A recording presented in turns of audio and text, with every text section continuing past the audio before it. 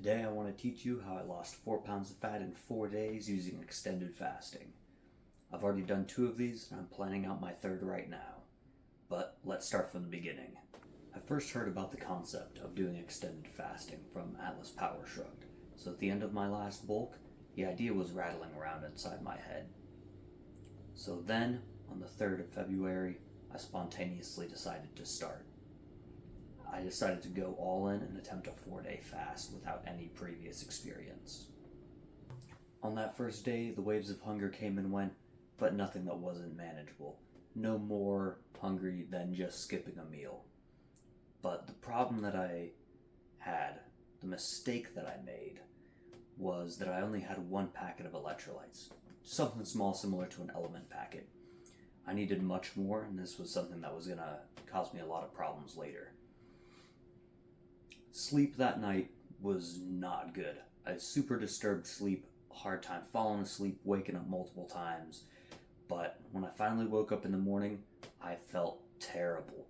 My electrolyte balance was all off from only having the 1 packet, so I was really hurting. I was super pale, looked like a ghost, super nauseous. Felt like I was going to throw up everywhere. But after getting some bone broth in me, and getting the salt in, then I was back up and ready to go. Hunger was still the same, coming and going as meal times came and went. Of course, I had learned from my mistakes, and this time had about 3 electrolyte packets and a little bit more broth throughout the day. And so my sleep on day 3 was a whole lot better. Starting off day 3 was much better.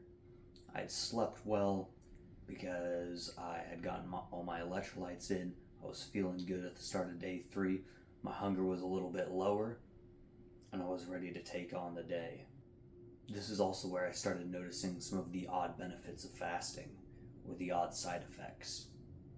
Like my sense of smell was extremely heightened, my nasal passages were super clear, and one weird thing that happened was that later in the evening on this day, I got a massive rush of energy. Like my body just dumped all the adrenaline that it had into me all at once.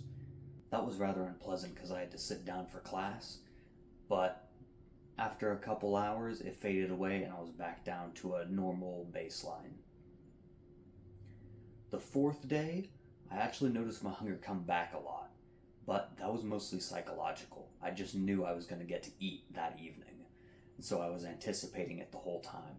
I had the same heightened sense of smell. Whenever someone even opened a packet of jerky near me, I could smell it from across the room.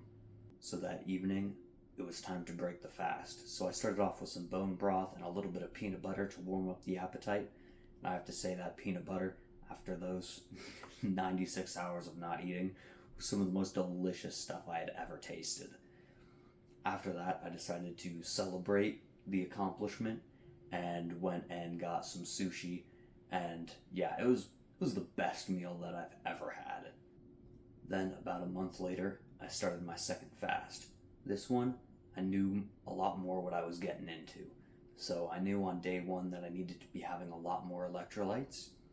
And something interesting that I experienced on that first day of the second fast was that I experienced a lot more hunger. Again, just psychological. The minute I stopped eating the night before, I felt hungry after I stopped eating because my body knew that it wouldn't be getting any food. But because I had those electrolytes locked in, I slept a whole lot better and I woke up feeling good on day 2. Day 2, the hunger is still pretty high. Days 1 and 2 are definitely the worst for me, but I was still able to function normally. And something that I did on the second fast that I didn't do on the first one is that I added in a little bit of training. So I went in and I just did 2 exercises, 1 push, 1 pull. This would have normally been an upper body day. So I went in and I hit the exact same weight that I would have normally hit for my rep work. I just came in and hit 3 singles for each of those. So that was bench and pull-ups on these days. So I came in and hit 175 for 3 sets of 1. And then for pull-ups, I did 35 pounds added for 3 sets of 1. And went home. Day 3 of the fast also was similar to the first week. I got a massive surge of energy around the middle of the day. about 2 or 3 hours of just a massive adrenaline rush. I also trained on this day. Unfortunately, that energy boost didn't coincide with my training, but I did the exact same thing, 3 sets of 1 with my normal weight, so that would have been a leg day. So I went in and did 3x1 of hamstring curls with 165, and then I went in and did 3 sets of 1 with 235 on squat. I have a video of that I'll include here.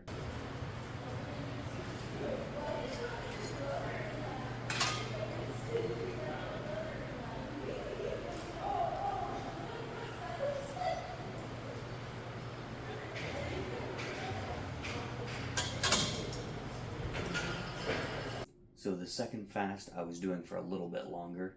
I was gonna eat then in the morning of day 5. So on day 4, I didn't have that same anticipatory hunger that I did on the first fast.